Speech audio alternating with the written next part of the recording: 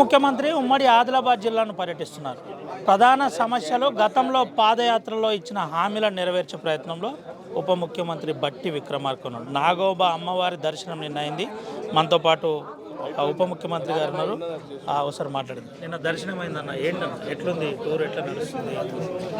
నేను గతంలో పాదయాత్రకి ఇక్కడికి వచ్చినప్పుడు ఆ నాగోబా దేవాలయంలోనే ఇక్కడ ఉన్నటువంటి మేస్త్రం వంశస్థులు కానీ ఈ పరిసర ప్రాంతాల్లో ఉన్న గిరిజనులు కానీ నన్ను తీసుకుని వెళ్ళి ఆశీర్వదించి తిరిగి ప్రభుత్వం తీసుకొని రావాలి, మాకు కావాల్సినటువంటి పనులు చేయాలని, ముఖ్యంగా వాళ్ళు భూములకు సంబంధించి ఎలక్ట్రిఫికేషన్, అట్లాగే ఇందిరమ్మ ఇళ్ళు, చదువుకోవటానికి కావాల్సిన పాఠశాలకు సంబంధించిన సదుపాయాలన్నీ అడిగారు. వాటన్నిటినీ ఒక పాలసీ ప్రకారం చేసుకుంటూ వచ్చి అమలు చేస్తూ అవి చూడటానికి వచ్చాను నేను. వాళ్ళు చాలా సంతోషంగా ఉన్నారు. వాళ్ళందరికీ ఆ రోజు ఆ నాగోబా దేవాలయ అభివృద్ధి కోసం కూడా నిధులు అడిగారు. దానికి కూడా ఇప్పటికే ఆల్రెడీ ₹1 కోటి ఇచ్చి అభివృద్ధి చేయటమే కాకుండా దాని పరిసర ప్రాంతాల్లో పెద్ద ఎత్తున అభివృద్ధి చేయాలని జిల్లా కలెక్టర్ గారి దగ్గర నుంచి స్థానిక శాసనసభ్యుడు మన రెడ్బాబోజీ గారు, వీళ్ళందరూ స్థానిక వంశస్థులు అందరూ కలిసి ఒక యాక్షన్ ప్లాన్ తయారు చేసి ఈ ప్రాంత అభివృద్ధి కోసం టెంపుల్ పరిసరాల్లో కొంత ఒక 22 crores ఖర్చు పరిస్థితిలో ఉన్నటువంటి అభివృద్ధిని అంతా కూడా వాళ్ళు ప్రపోజ్ చేసి పంపించారు. వాటిని కూడా తప్పనిసరిగా చేస్తామని చెప్పాం. డెఫినెట్గా ఈ ప్రాంతంలో ఉన్నటువంటి ప్రజల యొక్క అవసరాలను తీర్చే ప్రభుత్వమే ప్రజాప్రభుత్వమే. సంపద సృష్టించాలి, పేదలకు పంచాలని గతంలో మీరు పాదయాత్రలో. ఎట్లుంది తెలంగాణ రాష్ట్ర ప్రభుత్వం సంపద ఎట్లుంది, ప్రస్తుతం పాలక వ్యవస్థ ఎట్లుంది, పాలన ఎట్లున్నారు? సంపదని ప్రజలకు పంచాలనేది మా నాయకుడు రాహుల్ గాంధీ గారి ప్రధానమైనటువంటి నినాదం. సంస్థలో వ్యవస్థలో వనరులు అవన్నీ ప్రజలకే చెందాలి, కార్పొరేట్ శక్తులకో కాంట్రాక్టులకో కాదు. అందుకోసమే మేము వచ్చిన దగ్గర నుంచి కూడా సాధ్యమైనంత వరకు ఈ స్కీమ్స్లో చేస్తూనే సంపదని ప్రజలకు పంచడం కోసం కావాల్సినటువంటి విధంగా వ్యవస్థలను కూడా ఏర్పాటు చేస్తున్నాం.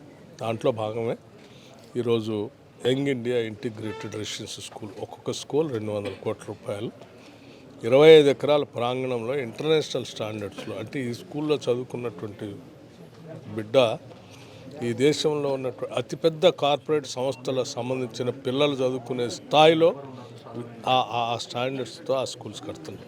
అటువంటి ఫెసిలిటీసు, అటువంటి విద్యాబుద్ధులు, అటువంటి సిలబస్ అక్కడ పెట్టి నేర్పుతాం. అంటే అందులో చదువుకున్న వాళ్ళు రేపు పొద్దున ప్రపంచంతో పోటీ పడతారు, ఈ దేశంలో ఉన్నటువంటి వ్యవస్థలతో కాదు. అట్లాగే రాష్ట్రంలో ఉన్న పేదవాళ్ళందరికీ, ఇల్లు లేనటువంటి వాళ్ళకి కనీసం ₹5 లక్షలతో ఇందిరమ్మ ఇళ్ళు శాంక్షన్ చేసి 4,50,000 ఇళ్ళు ఒకటేసారి శాంక్షన్ చేసి ఇచ్చాం. రాష్ట్రంలో మహిళలందరికీ ఉచితంగా బస్సులో ప్రయాణం చేయడానికి అవకాశం కల్పించాం.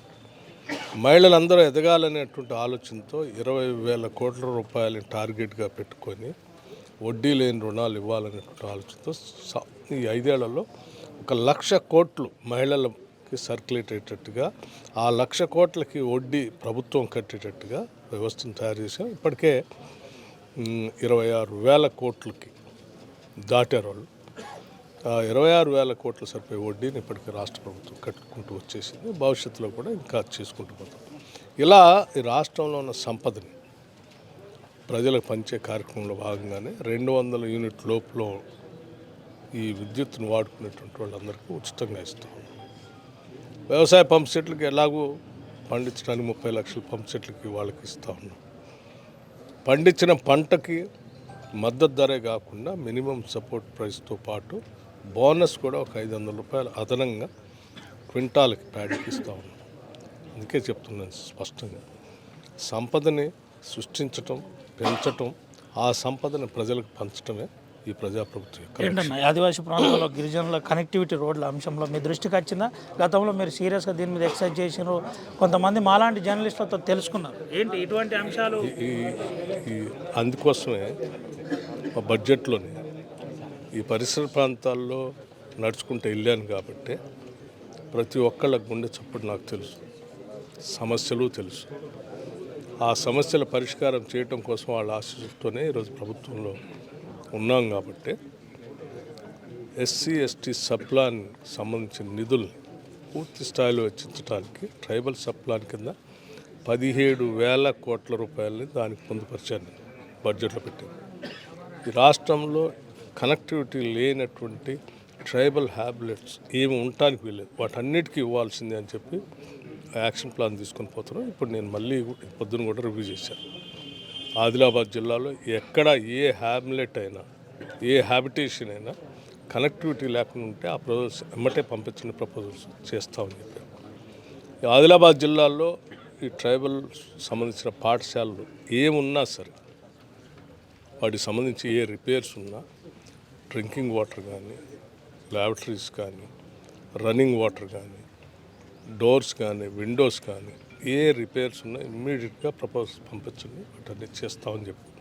అంతేకాదు, ఇందిరా సౌర గిరి జల వికాసం అని మీ అందరూ వినే ఉంటారు. 12,500 కోట్ల రూపాయలతో ఈ స్కీమ్ని తీసుకొని ఈ ట్రైబల్స్ ఉన్నటువంటి ఏరియాల్లో ROFR పట్టాల కింద పొందినటువంటి భూములు, లేకపోతే అంతకుముందు గతంలో వాళ్ళు సొంతదారులుగా హక్కుదారులుగా ఉన్న భూముల్లో కూడా ఈ స్కీమ్ తీసుకొని వచ్చి వాళ్ళకి కావాల్సిన ప్లాంటేషన్ ఇవ్వటమే కాకుండా మార్కెటింగ్ వసతులు కూడా ఏర్పాటు చేసి పెద్ద ఎత్తున వాళ్ళని అభివృద్ధి చేయాలనే ఆలోచనలో ముందుకు పోతా ఉన్నాం.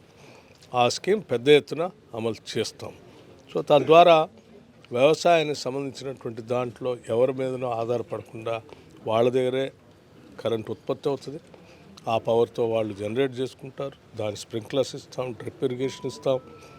అట్లాగే వాళ్ళ ఇంటికి అవసరానికి కూడా పనికొచ్చే విధంగా దాన్ని ఇస్తూ ఉన్నాం. సోలార్. చివరిగా ఒక విషయం చెప్పండి అన్న, జిల్లాలను కాంగ్రెస్ పార్టీ మింగేసే కుట్ర చేస్తుంది. ఒకటి, జిల్లాలను, ఇప్పుడున్న జిల్లాలను కాంగ్రెస్ పార్టీ తగ్గించి ఈ జిల్లాలను మింగేసే ప్రయత్నం చేస్తుందని బీఆర్ఎస్ ఆరోపిస్తుంది. ఇంకోటి, నిన్న సింగరేణి మీద వరుసగా నిరసనలు జరిగింది. దీని మీద ఉప ముఖ్యమంత్రిగా, ఆ శాఖ మంత్రిగా, సీనియర్ నాయకునిగా, పాదయాత్ర చేసిన నాయకునిగా ఏం చెప్తారు? జిల్లాలన్నీ మింగేసేటువంటి అనే ఆలోచనే తప్పుడు ఆలోచన. అది ఎవరు మాట్లాడలే, ఎవరు చెప్పలే, వాళ్ళే కాయించుకొని వాళ్ళే రాస్తున్నారు, వాళ్ళే మాట్లాడుతున్నారు. అటువంటి ఆలోచన ప్రభుత్వం ముందు ఇప్పుడు ఏమీ లేదు. అసలు ఆ ప్రపోజల్ లేదు, మా ముందు ఆలోచన కూడా లేదు. ఇక సింగరేణికి సంబంధించినటువంటి అంశానికి సంబంధించి ఇప్పటికే నేను స్పష్టత ఇచ్చాను. నేను దాంట్లో అసలు ఇంతవరకు టెండర్లో ఎవడు పార్టిసిపేటే చేయలేదు. ఇంకా ప్రక్రియ మొదలు కాలేదు. మొదలుగా ముందునే ఊహించుకొని కట్టుకథలు రాస్తే నేను బెనిఫిట్ ఆఫ్ డౌట్ కూడా ఉండకూడదు, అంత ట్రాన్స్పరెంట్గా చేయాలి అని చెప్పి వాళ్ళకి అంతా రద్దు చేసి, దాన్ని రద్దు చేయటమే కాదు చాలా ట్రాన్స్పరెంట్గా చేయమని చెప్పారు. అట్లాగే ఇంకా కొద్దిమంది కావాలని కట్టుకథలు అల్లి ఏదో రాస్తూ ఉన్నారు, చేస్తూ ఉన్నారు. దానికి సంబంధించి కూడా సమగ్ర సమాచారంతో రేపు ఇస్తాను నేను ప్రజలకి. నేను ఈ ప్రాంతంలో నడిచినటువంటి వ్యక్తిగా ఒక్క ఇంచి సింగరేణి భూమిని కానీ, ఒక ఇంత బొగ్గును కూడా సంస్థ నుంచి దూరంగా పోనీయను. 99 డిగ్రీల ఎండలో నడిచిండ్రు. జిల్లా ప్రజలకు మీరు ఏం చెప్తారు? ఒక బట్టి గారు ఏం చెప్తారు ఈ జిల్లా ప్రజలకు, ఆదివాసీ బిడ్డలకు ఏం చెప్తారు? ఈ జిల్లాలో ఉన్న ప్రజలంతా కూడా స్వచ్ఛమైన మనసు కలిగిన ప్రజలు, కల్మషం లేనటువంటి ప్రజలు. ప్రభుత్వం ద్వారా అందిస్తున్నటువంటి పథకాలన్నింటినీ అందిపుచ్చుకొని వాటన్నిటి ద్వారా అభివృద్ధి చెందుతూ ఈ సమాజంలో భాగమై ఆత్మగౌరవంతో బతికే స్థాయిలో మీరు ఎదగాలని నేను మనస్ఫూర్తిగా కోరుకుంటున్నాను. ఈ అడవి బిడ్డల్ని, గిరిజన సోదరులు, అట్లాగే గిరిజనేతరులు కూడా ఈ ప్రభుత్వం మీకు అందించే ప్రతి వసతిని అందుకొని, ఏదో ప్రతిసారి చాలామంది మాట్లాడుతూ ఉంటారు ఆదిలాబాద్ వెనకబడి జిల్లా, వెనకబడి కాదు.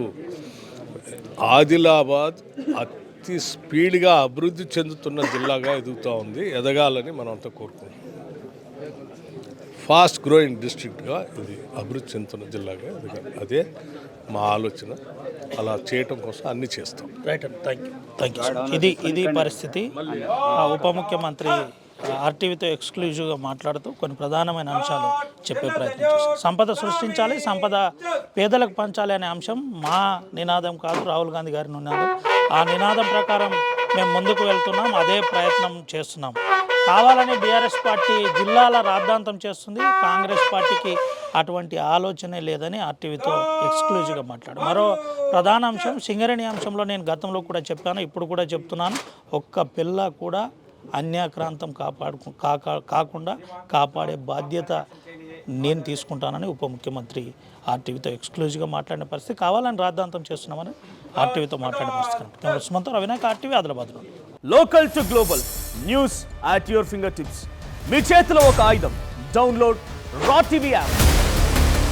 Media legend Ravi Prakash is back.